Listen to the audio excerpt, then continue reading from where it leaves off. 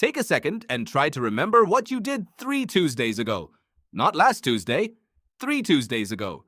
You almost certainly can't. And that's strange because you were fully awake for all 16 hours of that day. You ate meals, you had conversations, you felt things. Something like 50,000 separate thoughts moved through your head. And nearly all of it is simply gone, as if it never happened at all. Here's the part that should unsettle you a little. That day wasn't deleted by accident. Your brain didn't run out of space. It didn't get too old, or too tired, or too full. It erased that Tuesday the way it erases most of your life. Deliberately, efficiently, and without asking you first. You are right now forgetting today. And by the end of this, you'll understand why your brain does this, why it's one of the most important things it does, and what it actually costs you. You'll also understand something stranger. The reason your years keep speeding up as you get older is hidden inside the same machinery. And once you see how it works, you can slow it back down. Let's start with the lie almost everyone believes about memory. You probably think of your memory as a kind of recording, a camera in your head that captured your life and a hard drive that stored it, and forgetting is just old footage getting dusty in the back. It's a comforting picture. It's also completely wrong. Your memory doesn't store the past. It rebuilds it. Every time you remember something, your brain assembles it fresh, from scattered fragments, using a little bit of fact and a lot of educated guessing. You're not pressing play. You're repainting the scene from memory every single time and filling in whatever's missing with what probably happened, which raises an obvious question. If memory isn't built to record your life accurately, then what on earth is it built for? The answer is the reframe that changes everything. Your memory was never designed to preserve the past. It was designed to predict the future. Think about what actually helps you survive. Not a perfect archive of every meal you've ever eaten. What helps you is a system that notices patterns. This kind of place is dangerous. This kind of person can be trusted. This action led to that reward, and uses them to guess what happens next. Your brain treats the past as raw material for prediction, and most of what you experience turns out to be useless for predicting anything, so it gets thrown away. Forgetting, in other words, isn't your memory failing. Forgetting is your memory working exactly as designed, and it does most of this work while you sleep. There's a leading idea in neuroscience, developed by the researchers Giulio Tononi and Neisser Cirelli, called the synaptic homeostasis hypothesis. While you're awake, your brain forms connections constantly, millions of them, most of them weak, most of them meaningless. If it kept everyone, the system would drown in noise. So during deep sleep, your brain does something like a nightly cleanup. It weakens and prunes the flimsiest connections and keeps the ones that mattered. You wake up with a sharper, quieter mind, not because you gained something overnight, but because you lost the right things. And your brain has been doing this to you since long before you can remember. It even left you the proof. Try to recall your second birthday, your first steps, the face of whoever held you when you were 1 year old. You can't, and neither can anyone else. Almost nobody keeps memories from before the age of 3 or 4.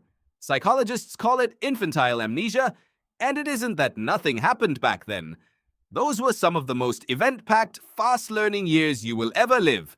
It's that the brain busy building itself simply didn't keep the footage.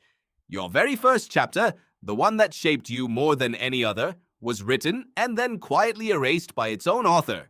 You survived it. You just don't get to remember it. Now, you might be thinking that a perfect memory still sounds better. That if you could just keep it all, you'd be smarter, sharper, more yourself. There was a man who could, and his story is the reason you should be grateful you can't. His name was Solomon Cherysheevsky, and in the 1920s he became one of the most studied minds in history under the Russian psychologist Alexander Luria.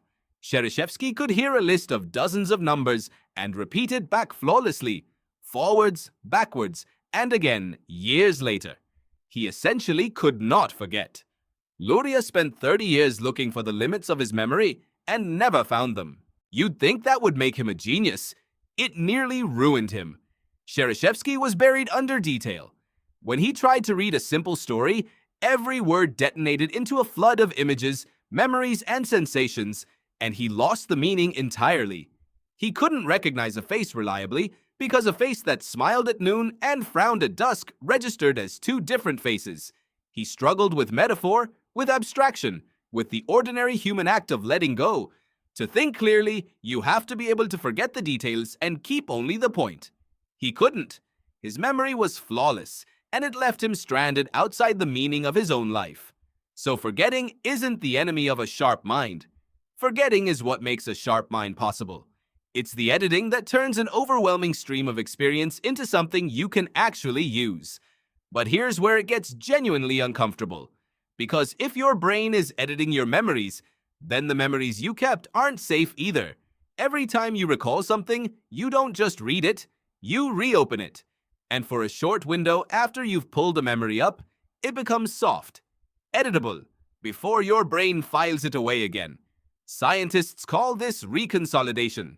It was demonstrated most famously by the neuroscientist Nader around the year 2000, working with fear memories in rats.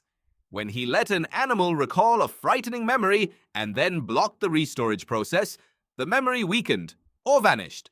The act of remembering had made the memory vulnerable to being rewritten. Sit with what that means for you. The memories you revisit the most, your happiest day, your worst heartbreak, the story you've told 100 times at dinner.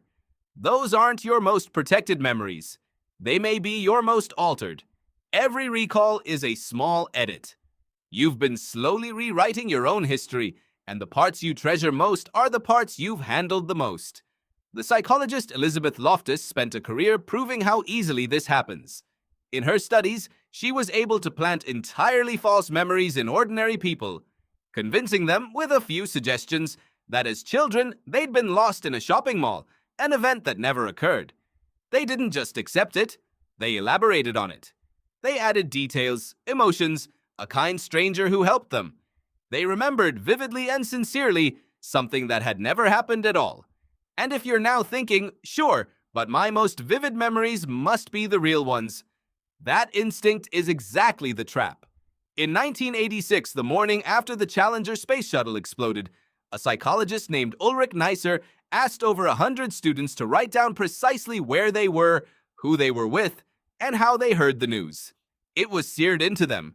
Everyone was certain they'd never forget it. 3 years later, he tracked them down and asked again. The accounts had drifted wildly. Some were wrong in nearly every detail. And when he showed people their own handwriting from the day after, some refused to believe it. They trusted the vivid, false memory in their head over the words they had written themselves. Vividness is not accuracy. The feeling of certainty a memory gives you is not evidence that it's true. It's just a feeling, and your brain hands it out generously to stories that are quietly falling apart. By now, you might feel a little robbed, as if the whole thing is unreliable and you can't hold on to anything. So let me show you the other side. The people who genuinely can't let go, because they're the ones who reveal what forgetting is really for. There's a rare condition called highly superior autobiographical memory, or HSAM. Fewer than 100 people have ever been confirmed to have it.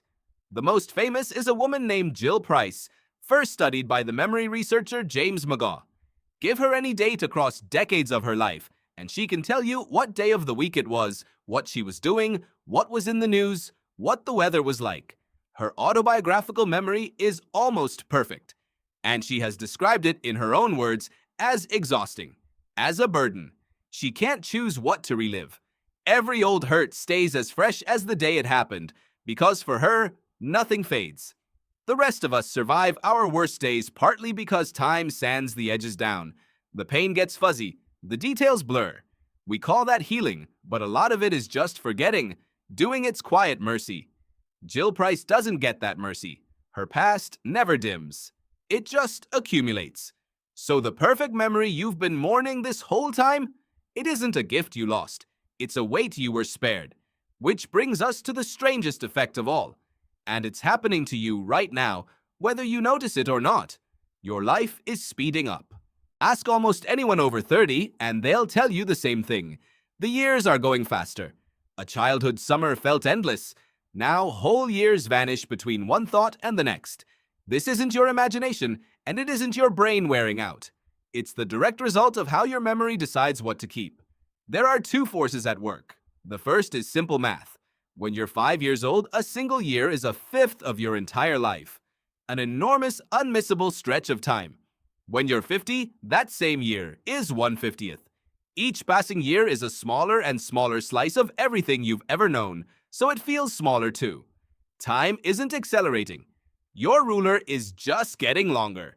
But the second force is the one you can actually do something about. Your sense of how long a stretch of time lasted, looking back, depends on how many memories you formed during it. And your brain, that ruthless editor, only bothers to record what's new. The first time you did anything, your first day at a new school, your first love, the first time you saw the ocean, your brain paid full attention and laid down rich, detailed memories.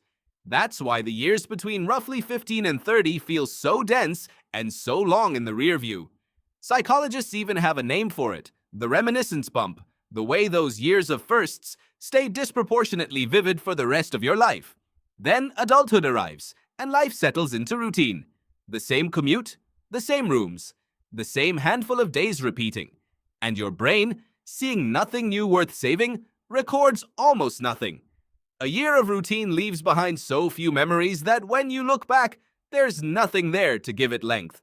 It collapses into a blur. The weeks were full. The year was empty. That's why it vanished. Which means the uncomfortable secret is this.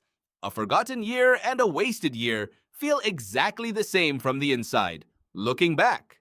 Not because nothing happened, but because nothing was worth keeping. And here, finally, is the part you can use. If routine is what makes time disappear, then novelty is how you get it back.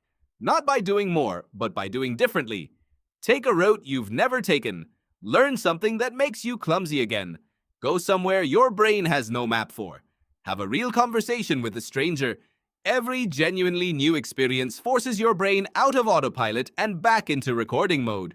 And it lays down fresh timestamps, the raw markers your memory uses later to measure how long you've lived.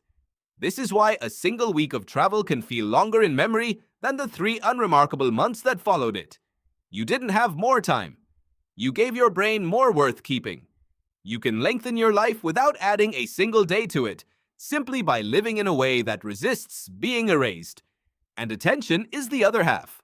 Your brain won't save what you weren't really present for. Half of what you forget, you never truly recorded in the first place, because you were somewhere else in your head while it was happening. The moments you'll actually keep are the ones you were fully inside of. So come back to that Tuesday, the one you couldn't remember. It's gone now and it isn't coming back, and there's nothing tragic about that. Your brain did its job. It cleared away the ordinary to make room for you to keep living and predicting and becoming. But it leaves you with a question, and it's a better question than the one you started with. You were never going to keep all of it. No one does. No one ever has. So the real question was never how to remember everything. The real question is what you'll do that deserves to be remembered at all. Because your brain is going to delete most of your life either way. The only thing you get to decide is what you make worth saving.